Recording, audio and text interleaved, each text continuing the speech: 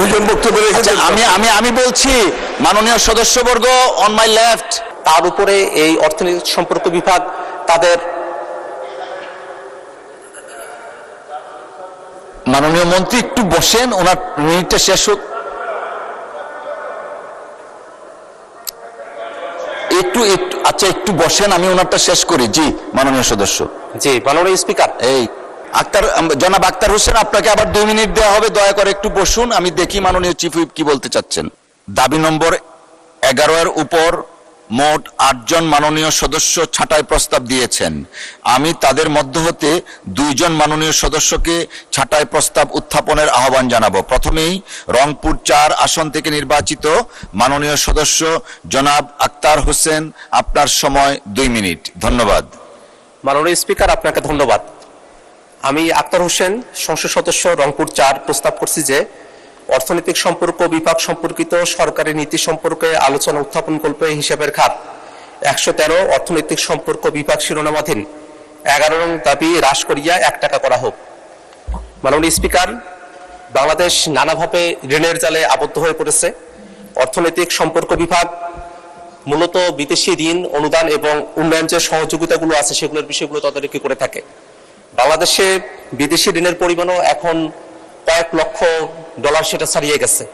সেক্ষেত্রে বিদেশি ঋণ গ্রহণ করার ক্ষেত্রে অর্থনৈতিক সম্পর্ক বিভাগ কি ধরনের তদারকিগুলো এবং কি ধরনের সিস্টেমগুলো সেখানে ডেভেলপ করেছে সেই ব্যাপারগুলো এখনো পর্যন্ত অস্পষ্ট।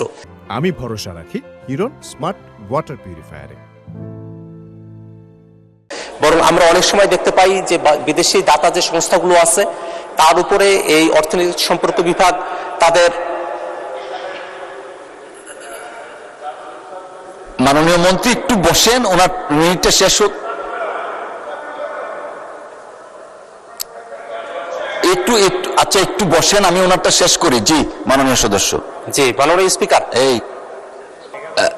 মাননীয় চিফ হুইপ, আসলে মাননীয় সদস্য বক্তব্য রাখছিলেন 11 নম্বর দাবির উপর। 11 নম্বর দাবির উপরে না, 10 নম্বরটা হয়েছে, 11 নম্বরটা চলছে এখন। May I humbly request honorable ministers and chief whip, please, আমরা 10 নম্বর শেষ করেছি, 11 নম্বরে আছি। 11 নম্বরে আছি এখন আমরা। আপনি কিছু বলতে চাচ্ছেন? জনাব আক্তার হোসেন, আপনাকে আবার 2 মিনিট দেওয়া হবে, দয়া করে একটু বসুন, আমি দেখি মাননীয় চিফ হুইপ কি বলতে চাচ্ছেন। মাননীয় স্পিকার, আপনার যে সামনে সেক্রেটারি আছে তারাও সহযোগিতা করছেন। তা আমি মনে করি এখন 11 নম্বর চলছে, তারপরে এরপরে 12 নম্বর চলবে। আমরা হয়তো আমাদের ভুল হইতে পারে বা ওখানে ভুল হইতে পারে, আপনারা কেয়ারফুল হবে যে মাননীয় সদস্য যে বক্তব্য রাখছেন 11 নম্বরের উপরে এখন বক্তব্য রাখবেন, তারপরে আমরা এইভাবে আগাতে থাকবো। Thank you very much. হ্যাঁ, 11 নম্বর এখন ছাঁটাই প্রস্তাব চলছে।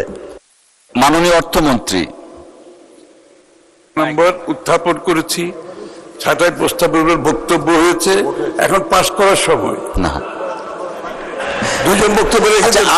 আমি বলছি মাননীয় সদস্যবর্গ অন মাই লেফট, মাননীয় সদস্য বৃন্দ অন মাই লেফট, আমি বলছি ওনাকে একটু। মাননীয় অর্থমন্ত্রী, আপনি প্রস্তাবটা পেশ করেছেন মহান সংসদের সামনে। প্রথাগত নিয়মে 2 জন বক্তব্য রাখবেন। এই 2 জনের মধ্যে প্রথম জনাব আক্তার হোসেন সাহেব বক্তব্য রাখছিলেন। May I humbly request mister Akhtar Hossain, please do continue, your time is 2 minutes. Thank you. মাননীয় স্পিকার, আপনাকে ধন্যবাদ।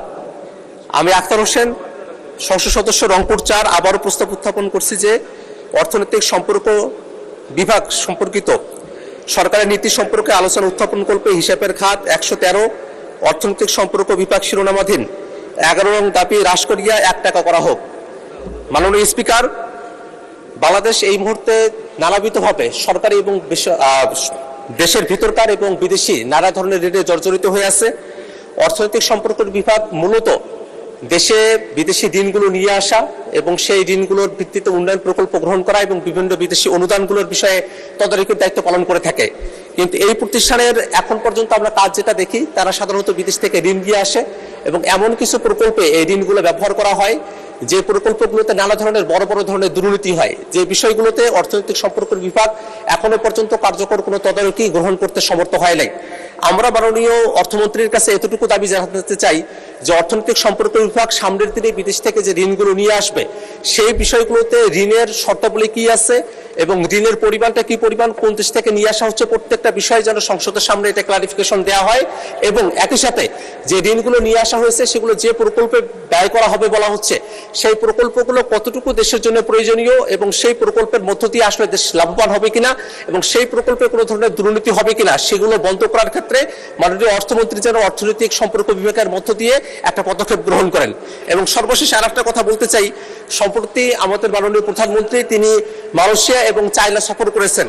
এই সফর করার সময়টাতে তার সাথে অর্থনৈতিক সম্পর্ক বিভাগের যারা কর্মকর্তারা আছেন তারা গিয়েছিলেন কিনা, যদি গিয়ে থাকেন তাহলে চায়না অথবা মালয়েশিয়ার সাথে বাংলাদেশ ঋণের বিষয়ে কোনো ধরনের আলোচনা করেছে কিনা, যদি ঋণ সংক্রান্ত কোনো আলোচনা চায়না এবং মালয়েশিয়ার সঙ্গে হয়ে থাকে তাহলে সেটা কি পরিমাণ এবং কি ধরনের ইন্টারেস্ট সেখানে আছে সেই বিষয়গুলো। ধন্যবাদ মাননীয় মন্ত্রী।